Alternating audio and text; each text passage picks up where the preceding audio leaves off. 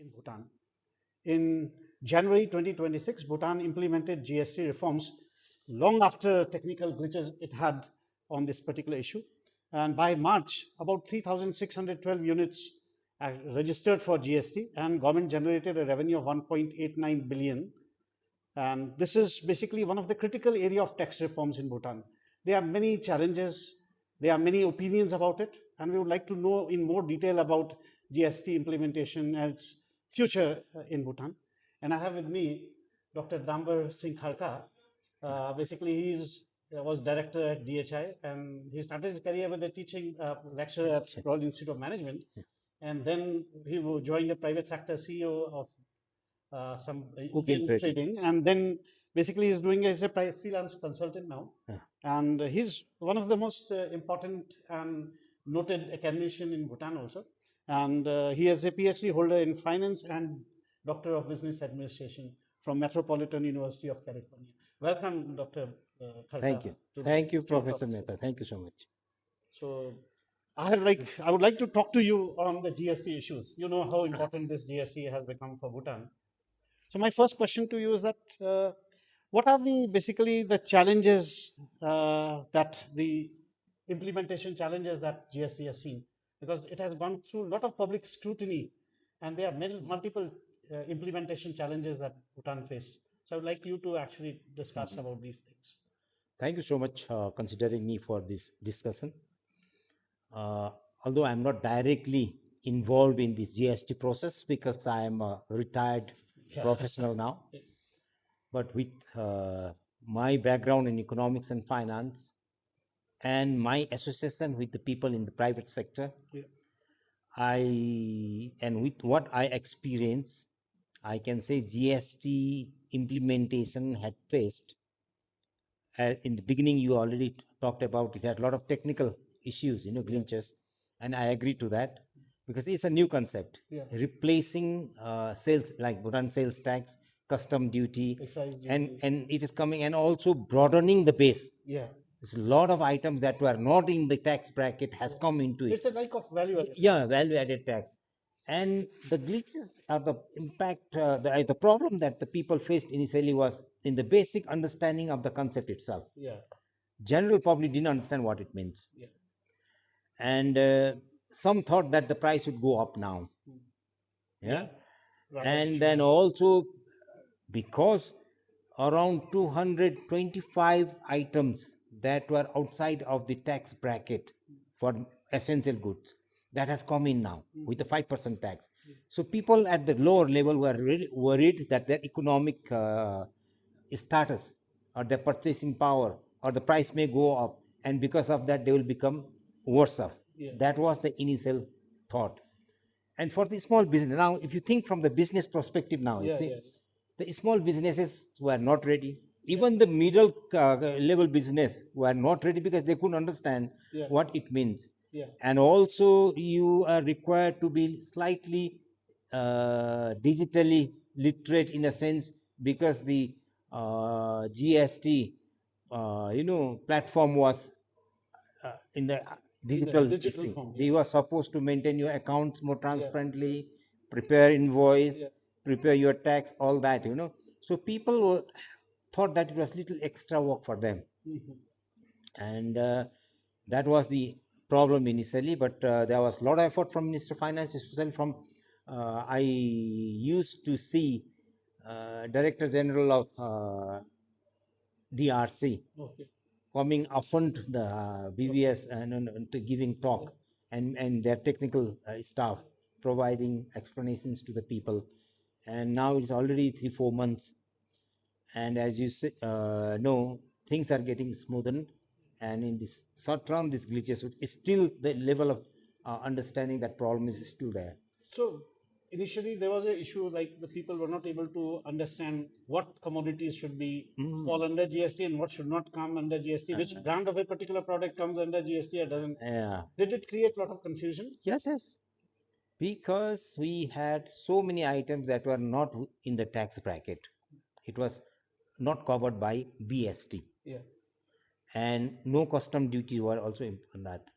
Therefore, those became free goods, like free of tax. right? Yeah.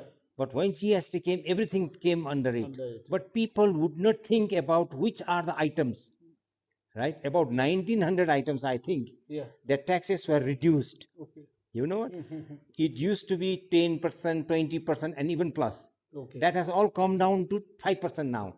And there is a much gain or the price reductions from that department. Yeah. Whereas around 230 or 225 items came in. Okay. But that affected the people because that was the most essential items. Yeah. Even like parking fruits. fee is subjected to come under GST now. Now, the other problem was when GST came in, everybody thought in the market, oh, GST has become an excuse, therefore we can add 5% Yeah. on the price. Yeah. People started doing that, irrespective of whether you are registered for GST, whether you are supposed to collect GST or not collect. People started adding parking fees. People were also adding, and anywhere you go, even the servicemen were. I'll give you one example. Yeah, I would like to know some anecdotal narrative. One This. Yeah. gentleman, an electrician, came to my house for a repair. Okay. Yeah, I know him, and he came for repair. He finished it, and he was trying to charge a little extra, much more. Then I asked him, "Why are you charging so high?" He said, "Because of GST." Okay. So and I was thinking, I didn't argue with him because he wouldn't understand that. What is the implications of freelance electrician Yeah. on repair cost about GST? You see, people took that You kind need of to be concept. registered Yeah, for GST. yeah. You are not registered, but yet you started collect. And small businesses like, even the businesses with less than 2.5 million sales turnover a year, they are not registered. 2.5 to 5 million, they can voluntarily register, but above 5 million, they have to, right? But all those who have not registered also, they started charging GST in the beginning. Therefore, the consumers like us will have to be equally educated and ask them, you are not supposed to collect. So it takes this kind of issues, challenges are there. We looked at the whole implementation challenges in the beginning. Now things are working out, things are settling down, and I just got to hold of data that the tax revenue in March was about 1.9 billion, but a large part of it came from imports. So not domestic contribution to this revenue was very little. Now my whole idea I want to know from you is that in this case, what kind of impact do you foresee in the future from GST? How, in terms of benefits it would bring to the Bhutan, or challenges it would create? Well, the first I see the benefit is from administrative angle. Okay. There will be ease of administrations Yeah. and collection, and there will be transparency, I guess. Yeah. And even the businesses would recognize the need for maintaining accounts properly. Therefore, to that extent, it will be very clear. Even for the taxpayer also, it is clear how much is the cost and how much is the tax I am paying, because it's clearly defined. And the other benefit I can see is there would be avoidance, not 100% avoidance, okay, of double tax on tax. Tax on tax, yeah. Before, you see, the Bhutan sales tax, a wholesaler, it is taxed there, a dealer, then comes to retailer, everywhere it is to be taxed, and everywhere that percentage applied, therefore the tax is on tax also. But with GST is only on the value addition. The first importers will pay 5%. Then when it comes here, then next they can claim the credit, and only in the remaining, then they charge on the value added. Of course, you have to also understand that this 5% tax, on which the business people also take a margin out of that. Oh, really? Yes. If the cost is 100, here you pay tax, so it 5%, so it becomes 505, and business people will take a margin of 20%, means they will start calculating on 105, not on 100. Oh, they calculate on 105, which is 5 is the tax, right? So their margin is coming from that also. And a small percent, 5% on that 5%, which is 0.25, would still be the additional tax there. Therefore, there will be very small component of double tax here, on tax on tax. Otherwise, things are more clearer now. and smooth And in do you terms think of it will bring calculating. more revenue to the government in terms of the tax system would become more elastic? Now, this I can tell you with confidence only after I look at the data. But Okay, yeah, my it's too early for yeah, my pre-research or pre-experience kind of thought is that it should increase. Yeah. Increase because there will be reduction in the sort of tax avoidance by the people. Yeah. Because those who wanted to avoid also, it's not very difficult because Tax evasion it will will very cut less. down. Yeah. Of course, in lot of items, majority of items, in fact, the tax rate has reduced, Yeah. but collection efficiency has really improved. Yeah. And because it has really improved, the leakage isn't So much tax system has become more efficient. efficient. Leakage is almost stopped. Reduced. And with that, I think, and given the experience in our neighboring country, like if huge country India, with GST, their tax revenue started going up. Yeah. And then we also hope that it will have that kind of impact on us also. Of course, you cannot tell at this. Theoretically, it has to go up. Yeah. But practically, we haven't reached that stage where we can feel or see the data and see the difference. Yeah, Dr. Dumble, shifting our attention from very technical things to more general people perspective. Question most people want to know is how the GST is going to affect price. Will the price become fairer over the period of time? What's your take on that?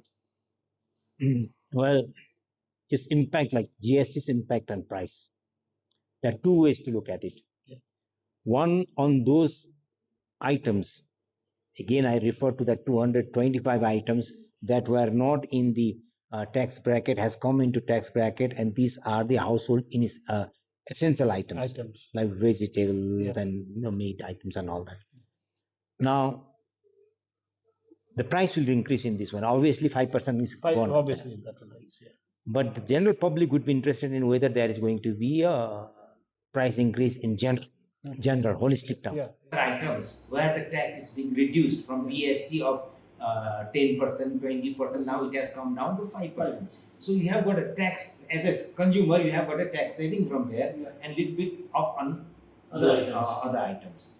Therefore, overall, I do not see the tax because of the GST, the price increase will be there, or it will impact on inflation so much. I don't see that.